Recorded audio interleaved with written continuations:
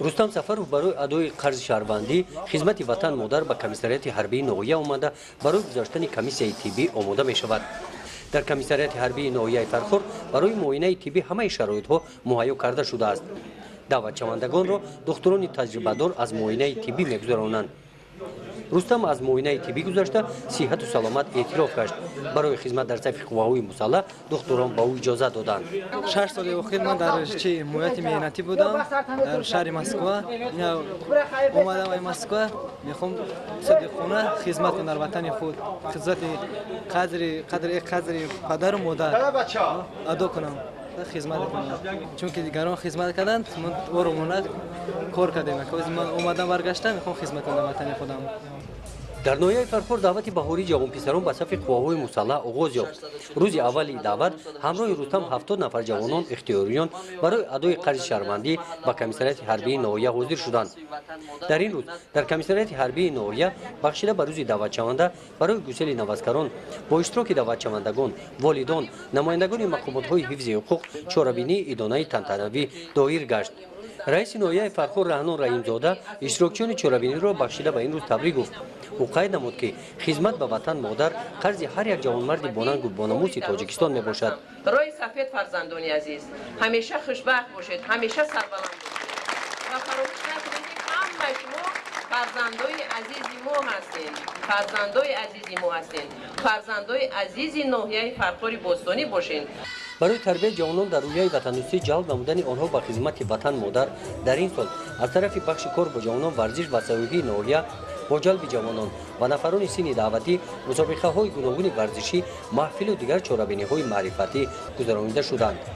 мо бо ҷавонони созандаи худ ифтихор мекунем, чунки имрӯз ҷавонони соҳибистиқлоли ватанамон бо нангу номуси миллӣ бо ташаббусҳои шоиста дар рушди тоҷикистони азиз хидмат мекунанд ва ба модар ватани худ тоҷикистон содиқона пай адои хидмат ҳастанд.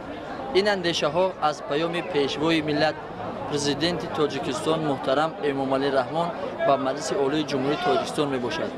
дар ин росто низ имрӯз ҷавонони ноҳияи фархор бо эҳсоси баланди ватандорӣ бо ҳисси худшиносии миллӣ дар аввалин рӯз дар назди комиссарияти ҳарбии ноҳияи фархор ҷамъ омада бо рӯҳияи ватандӯстонӣ дар як рӯҳияи идона ба сафи қувваҳои мусаллаҳи тоҷикистон шомил шуда пай адои дифои ин марзу бум модар ватан камари ҳиммат бастаанд. дар ин чорабинӣ барои гусели навазкарон модарон ҳам омаданд. зуҳро ашурова фарзанди шашумаш салим нуралиевро барои адои хизмати ватан модар гусел менамояд. ман модар корина ҳами 1 апрел фарзандам нуралиев қурбоналиро бо дуои нек бо арзаи худ гусел кардам. бо ина имсол бо фарзандам салимҷонро бо дуои неки худ бо арзаи худаш гусел мекунам.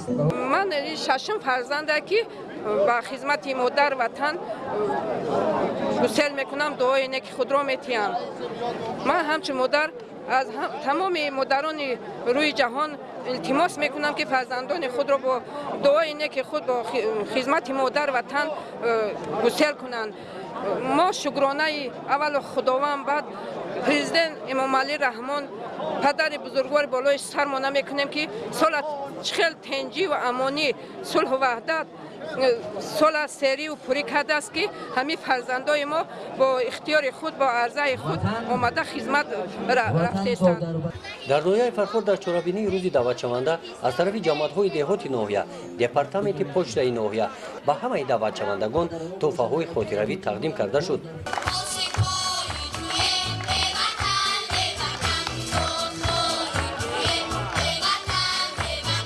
дар қисмати фарҳангии чорабинии наврасон назди навазкарон бо барномаи идонаи консертӣ баромад намуданд. гузориши хоҷа назрив худойназар зуҳуров аз ноҳияи фархор барои барномаи иттилооти Навид.